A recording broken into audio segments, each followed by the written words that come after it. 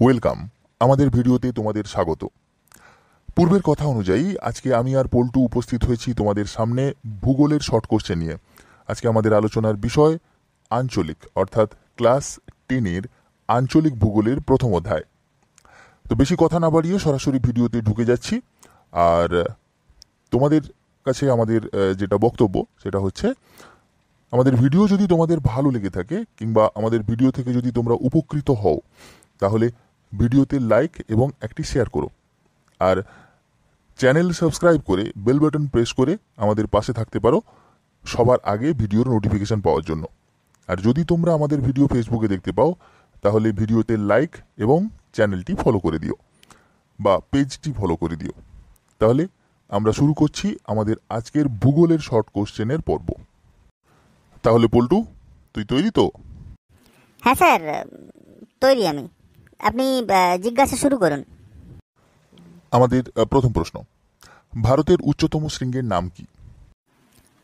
Godwin Austen বা কেটু। পরের প্রশ্ন, কেটু শৃঙ্গ কোন পর্বতে অবস্থিত? কারাকোরাম পর্বতে। আচ্ছা, বলতো বৃহত্তম দুন উপত্যকার নাম কি? দেরাদুন। আচ্ছা, আমাদের পরের প্রশ্ন, হিমালয়ের উচ্চতম অংশের নাম কি? হিমাদ্রি হিমালয়। তাহলে এবার বল, ভারতের বৃহত্তম হিমবাহের নাম কি? সিয়াচেন। তাহলে সিয়াচেন হিমবাহ কোন পর্বতে অবস্থিত? কারাকোরাম পর্বতে। আচ্ছা পল্টু, কুমায়ুন হিমালয়ের হ্রদগুলিকে কি বলা হয়?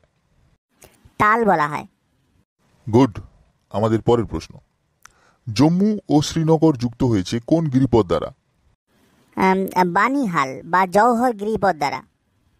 আচ্ছা বলতো, হিমালয়ের পূর্ব সীমা কতদূর পর্যন্ত বিস্তৃত? স্যার, নামচা বারোয়া পর্যন্ত বিস্তৃত। আচ্ছা, পরের প্রশ্ন, উচ্চ গঙ্গা সমভূমির নবীন পলিমাটি গঠিত অঞ্চলকে কি বলা হয়? খাদার বলা হয়।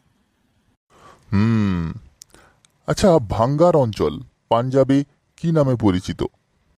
ঢায়া নামে পরিচিত।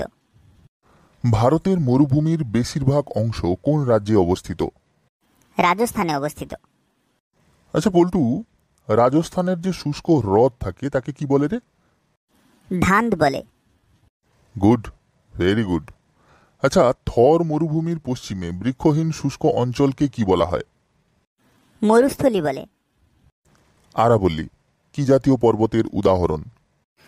স্যার, আরাবল্লী হলো ক্ষয়জাত পর্বতের উদাহরণ। তাহলে বল, আরাবল্লী পর্বতের সর্বোচ্চ শৃঙ্গের নাম কি?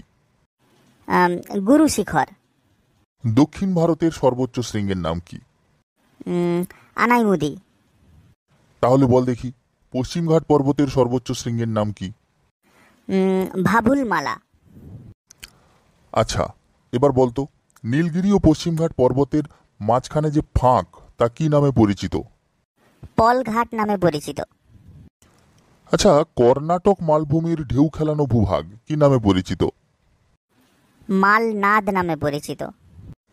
তাহলে মালাবার উপকূলের হ্রদগুলিকে কি বলা হয়?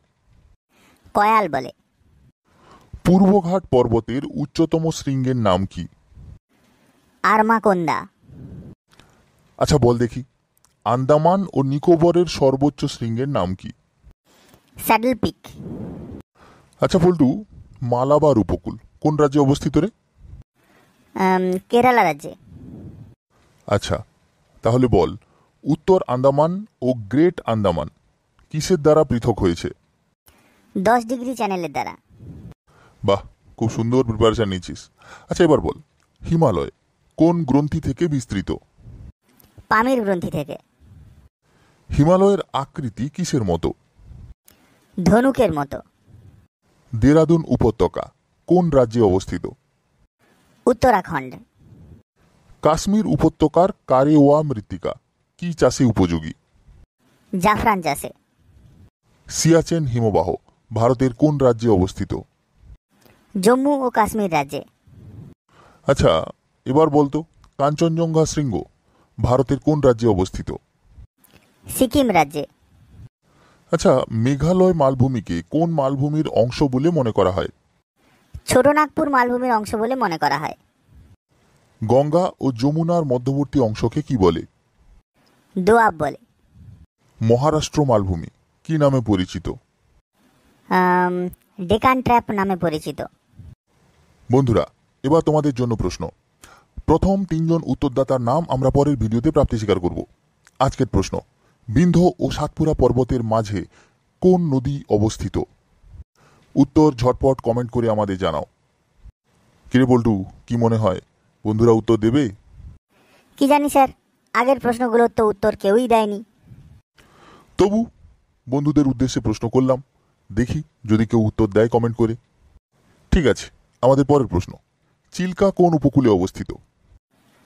চিল্কা পূর্ব উপকূলে, কিংবা বলা যায় ওড়িশা উপকূলে। গুড। আচ্ছা, কৃষ্ণা ও গোদাবরীর বদ্বীপের মাঝে কোন হ্রদ অবস্থিত? স্যার, কোলেরু হ্রদ অবস্থিত। আমাদের আজকের শেষ প্রশ্ন, ভারতে কোথায় আগ্নেয়গিরি রয়েছে? স্যার, আন্দামান ও নিকোবর দ্বীপপুঞ্জে। Good, very good. আমি চলি, বুঝলি? পরের ক্লাসে এর পরের অধ্যায় আলোচনা করব, অর্থাৎ পরের ভিডিওতে আমরা ভূগোলই আলোচনা করব। ঠিকঠাক প্রিপারেশন নিয়ে আসিস, আর এন্ডিংটা তুই করে দে। আজকে আমি চললাম, বুঝলি? ঠিক আছে স্যার। তাহলে বন্ধুরা, আজকে আমাদের ভিডিও এই পর্যন্ত। আর আমাদের ভিডিও যদি তোমাদের ভালো লেগে থাকে, কিংবা আমাদের ভিডিও থেকে যদি তোমরা উপকৃত হও, তাহলে লাইক শেয়ার করে দিও এবং চ্যানেল সাবস্ক্রাইব করে বেল বাটন প্রেস করে আমাদের পাশে থাকো নোটিফিকেশান সবার আগে পাওয়ার জন্য। আর যদি তোমরা আমাদের ভিডিও ফেসবুকে দেখতে পাও, তাহলে ভিডিও লাইক করে পেজ ফলো করে আমাদের পাশে থাকতে পারো। দেখা হচ্ছে পরের ভিডিওতে। টাটা।